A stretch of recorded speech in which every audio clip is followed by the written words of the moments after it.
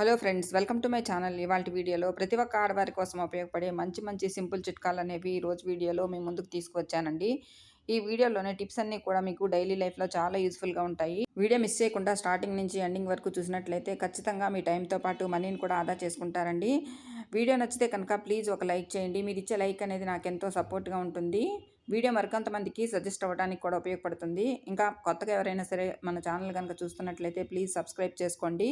పక్కనే ఉన్న bell symbol on చేస్తే నేను చేసేటటువంటి కొత్త ఐడియాస్ అన్నీ కూడా మీకు నోటిఫికేషన్ ద్వారా వస్తాయి. ఇంకా ఆ టిప్స్ ఏంటో చూద్దామండి. ముందుగా ఫస్ట్ టిప్ ఏంటంటే, మనము కొబ్బరి తీసిన తర్వాత ఇలాంటి కొబ్బరి చెప్పులన్నీ కూడా వేస్ట్ అని పారేస్తాం కదా!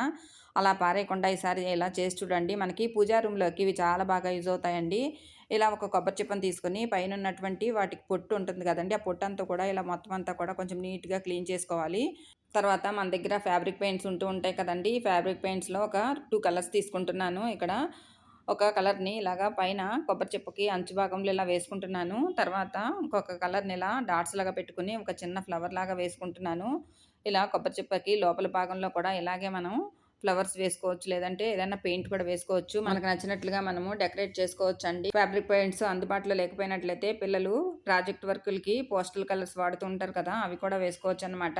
ఒక 5 నిమిషాలు పక్కన పెడితే ఇదంతా పూర్తిగా ఆరిపోతుందండి. తర్వాత ఇప్పుడు మనము ధూప్ స్టిక్స్ వెలిగించుకోవడానికి మనము ప్యాకెట్ కొన్నప్పుడు అందులో చిన్న స్టీల్ ప్లేట్ లాంటిది వస్తుంది కదండీ! అది ఇక్కడ వీడియోలో చూపిస్తున్నాను చూడండి. ఇలా కొబ్బరి చిప్పకి అడుగు భాగంలో ఇలా కొద్దిగా గమ్ వేసి ఇలా అంటించుకోవాలండి. ఇది కొంచెం సేపు ఆగితే అలా డ్రై అయిపోతుంది. ఇలా డెకరేట్ చేసుకున్నాం కదండీ! ఈ కొబ్బరి చిప్పను మనము పూజా మందిరంలో పెట్టుకొని మనం ఇలా ధూప్ స్టిక్‌ని వెలిగించుకోవచ్చండి.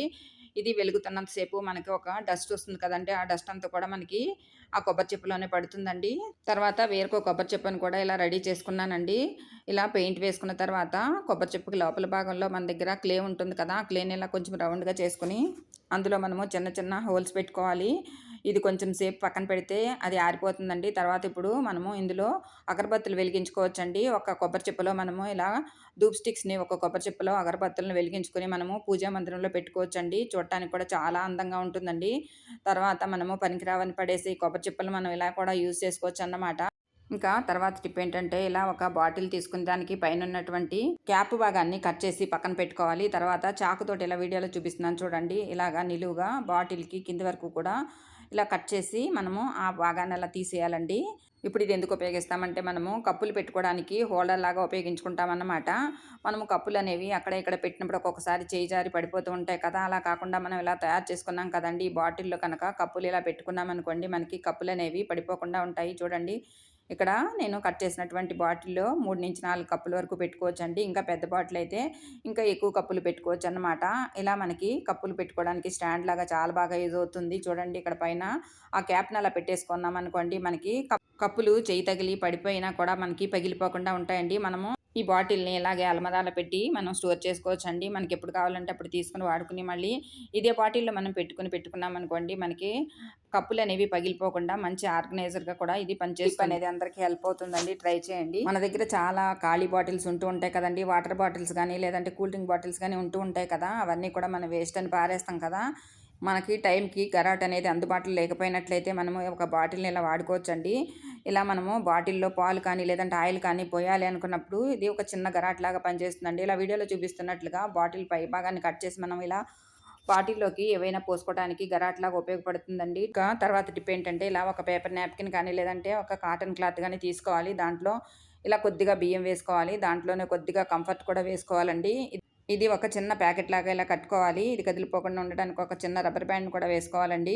ఇది ఇప్పుడు మనము వంటగదిలో అల్మార్‌లో పప్పుల డబ్బాలు, ఇంకా పంచదార డబ్బాలు అవన్నీ పెట్టుకుంటాం కదా! అక్కడ మనం పెట్టుకుంటే ఇది మనకి మంచి స్మెల్ అనేది వస్తూ ఉంటుందండి. అంతేకాకుండా మనము ఇది బట్టలు పెట్టుకునే అల్మార్‌లో కూడా పెట్టుకున్నా కూడా మనకి బట్టలనేవి మంచి సువాసన వస్తూ మంచి ఫ్రాగ్రెన్స్ ఉంటుందండి. ట్రై చేసి చూడండి. ఇంకా తర్వాత టిప్ ఏంటంటే, ఇలా కొద్దిగా దూదిని తీసుకోవాలండి.